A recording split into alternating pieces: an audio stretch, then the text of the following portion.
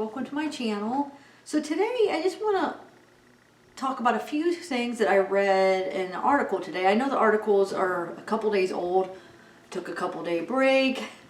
After all this craziness, I just took a couple days off where I just didn't even look at the news. I didn't look at any updates. I just needed to take a couple day break, so I did, and then I come back and there's a couple things that I found kind of interesting that I want to share with you.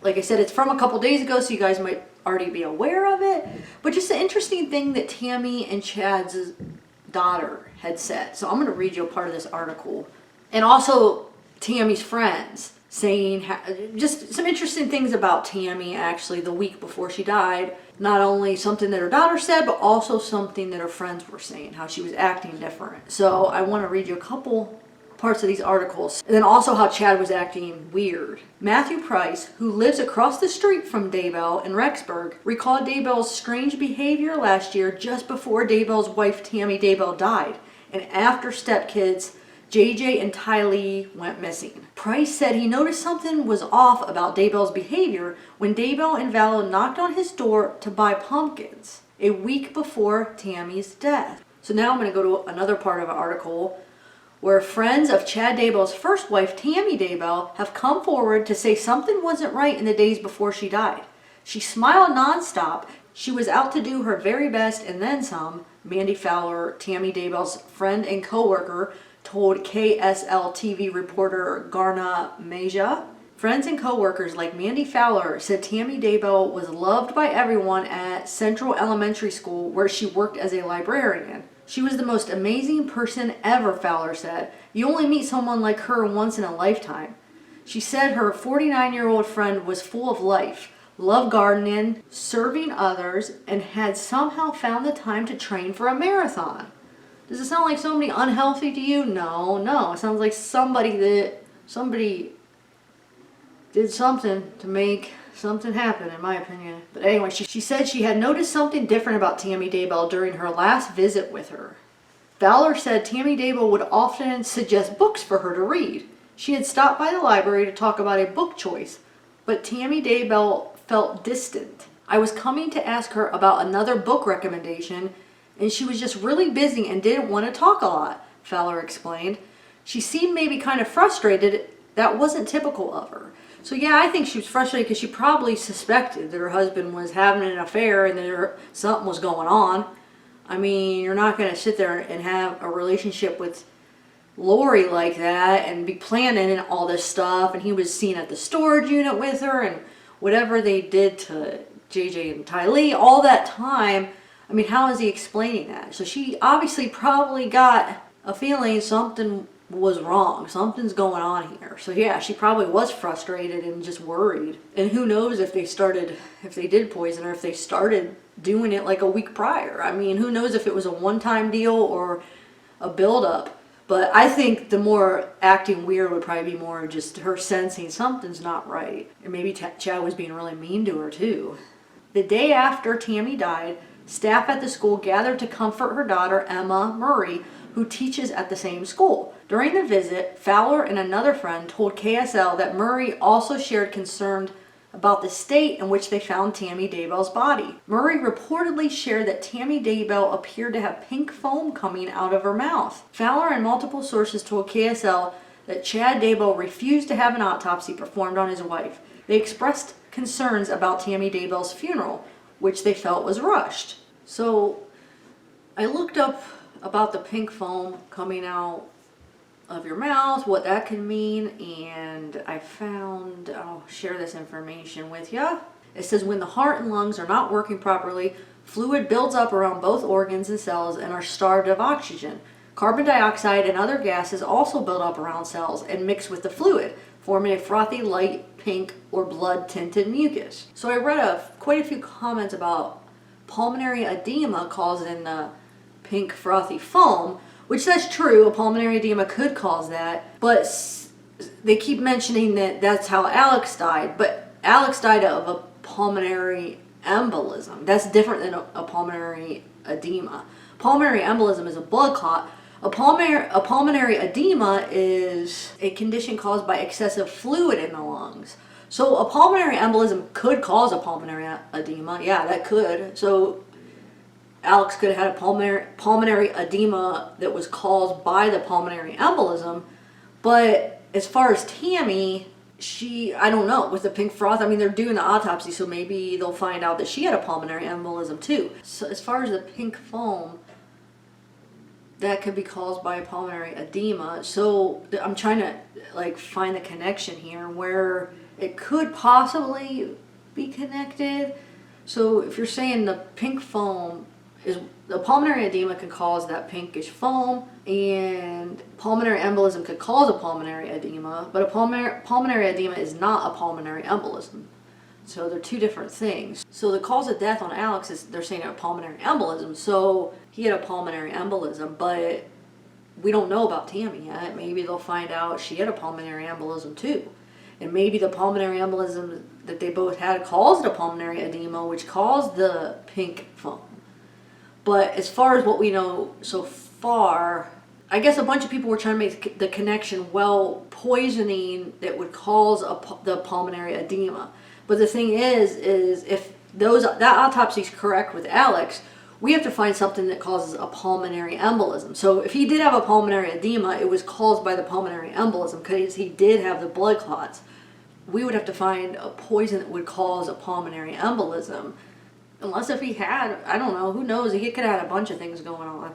In the autopsy, I mean, if you just go by the autopsy, it looks like the pulmonary embolism is probably what killed him. So, and if, like I said, if he did get the edema because of the embolism, it would have been because of the embolism, not necessarily the poison. So what I'm just saying is, because people were trying to find like poisons that cause edema, but I think the better route would be to find poisons that cause the embolism if you're trying to figure out Alex's, because it doesn't say edema, it says embolism, and then he also had a cardiovascular disease.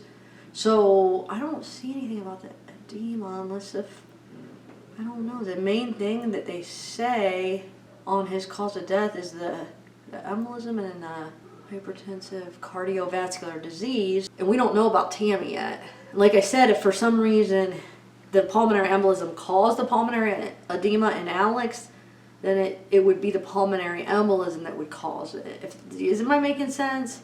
And I'm not a doctor or medical or anything, but as far as what I understand from, let me know if people that know more about the medical side, if I'm making sense or not, or maybe I'm wrong. But as far as Alex, now Tammy, we have no idea Tammy, I don't know, maybe it'll come back she had a pulmonary edema.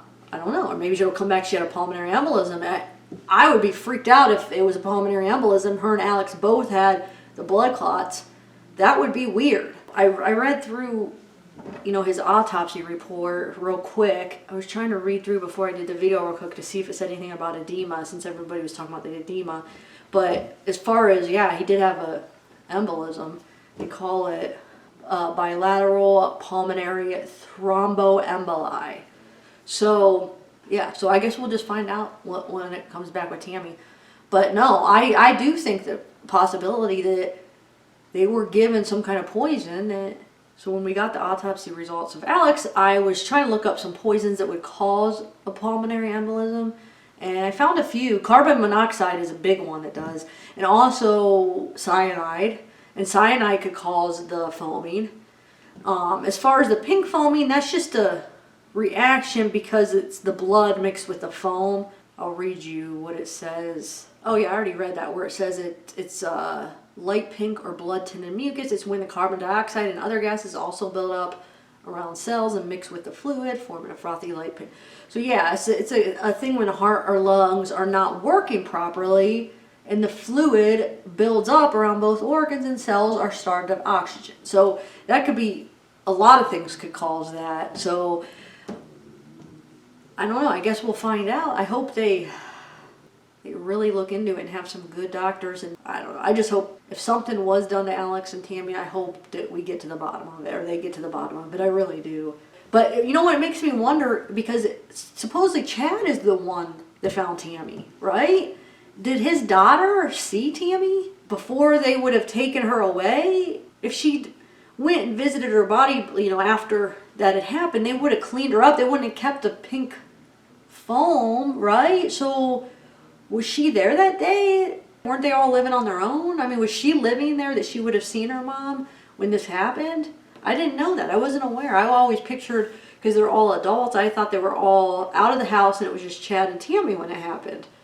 But it sounds like she must have been there when it happened, because there's no way they wouldn't have cleaned her up if she wanted to visit her, the body after. I mean, they wouldn't have kept the foam, you know? So I don't know. I guess she was there. It makes it sound like she was there. She saw it. Yeah, I guess we'll find out. I mean, I do think so. I do think they were poisoned. I think they did something to both of them. I really feel strongly.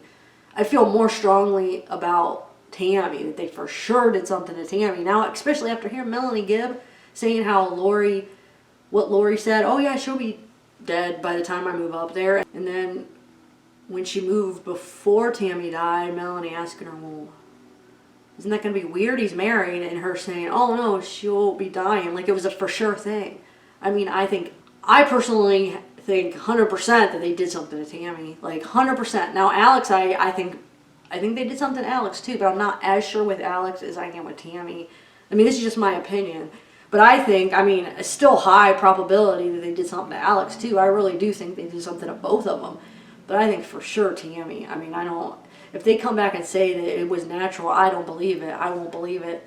And then, I mean, we all know about that incident where, a week before she died, how that guy in a supposed BB gun and mask went and shot at her. She thought it was a BB gun, so you have that incident. This is her post on Facebook. I just want to remind you, I know most of us already heard this because we've been following this case so intently, but I'll just remind you what she wrote that day. She said, something really weird just happened, and I want you to know so you can watch out. I had gotten home and parked in our front driveway.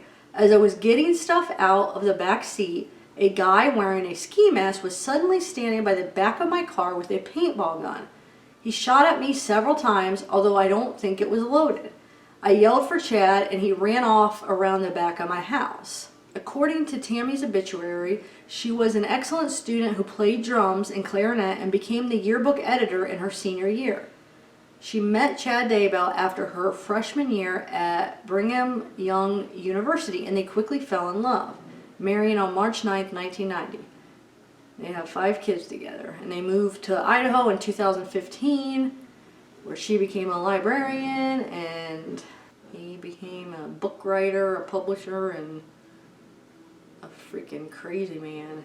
And I do want to clear up my last video. I forgot on October 4th, 2019, so a couple weeks before she dies, Tammy does visit her parents in Utah, allegedly at Chad's urging. He says he has these visions that she's supposed to go visit her parents. And this was after the kids had been missing. I guess he could have done that at the time. So I forgot about that when I did my last video. I was like, well, how he wouldn't be able to do it until after Tammy's death because she was there. How could he do it? But no, he had her go out of town on the 4th. So yeah, that's probably, I mean, that could be why. Maybe he did do it at that time. Now the weird big bonfires, the neighbors we're talking about were after Tammy died. So I don't know, unless if that's when they did it, that would have been after, or they did one time. I don't know, who knows, or they had this, maybe they had some celebration with the freaking bonfires after. I wouldn't put it past them how evil they are. Okay, so it was October 9th that Tammy makes that post, or that she files the report, I should say. So October 9th is when she files the report of the guy with the paint gun and the masked man with the paint gun.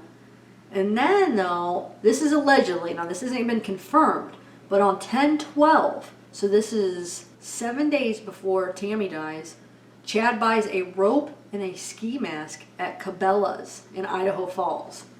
Now remember, this is just allegedly, this hasn't been confirmed, but how weird. What do you need a rope and a freaking ski mask for? Maybe because the failed attempt on the 9th and they were going to try to do that same plan again, and then they changed it with the guy with the mask, and they wanted a new mask so it was somebody different. I don't know. Who freaking knows? But isn't that kind of weird? Yeah, the source was somebody, I guess there was somebody that posted a post, and they said that a family member works at Cabela's, and the FBI, I guess, came into the store looking for the purchase that was made on October 12th by Chad, and then that's what it was, a robe and a ski mask. So that's that. So that's all I have for you today, guys. Like I said, sorry if I'm a little behind. It took a couple of days off, all this craziness. I'm like, I'm just gonna clear my head, take a couple days off, and just not even look at any true crime stuff and no news, nothing, just get away from it all. Sometimes I do that. I mean, you guys should do that once in a while. Take a couple days off and just clear your head, because you need to. I mean, if you're doing it every day, you need to take a break or it's going to start getting to you.